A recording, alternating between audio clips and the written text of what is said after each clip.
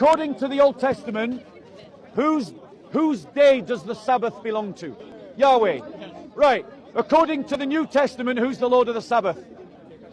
Jesus. So who's Jesus? There you go. In the Old Testament, it says, the prophet Malachi says, that what a messenger will come, preparing the way of the Lord, and the Lord will visit his temple. Who is the messenger that prepares the way of the Lord? John the Baptist. If John the Baptist is the messenger preparing the way of Yahweh, who's Jesus? Yahweh. According to the Bible, who carries the title, I am? Yahweh. Yeah, in the Old Testament, Exodus 3. According to the New Testament, who carries the title, I am? Jesus. So who is Jesus? Right. In the Old Testament, who calls himself the first and the last, the beginning and the end? God. And in the New Testament, Jesus calls himself the first and the last, the beginning and the end. You know why this is good for Hashim? Is because in the Quran, Allah calls himself the first and the last, the beginning and the end.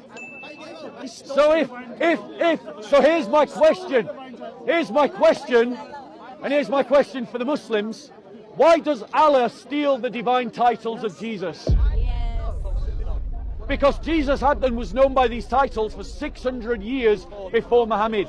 And Muhammad, who met with Christians and learned Christian stories and spoke to Christian monks, took those titles that he heard from Christians and he put them in the Quran to apply them to Allah. So the thing is, the scriptural evidence is very clear.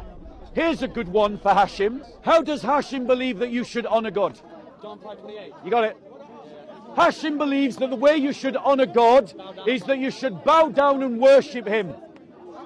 According to the Bible, is the Father that God? Yes.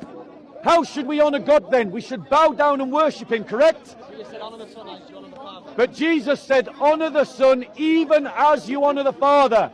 So if we bow down and worship the Father, what should we do to the Son? Bow down and worship. So Jesus literally says, I am God, bow down and worship me.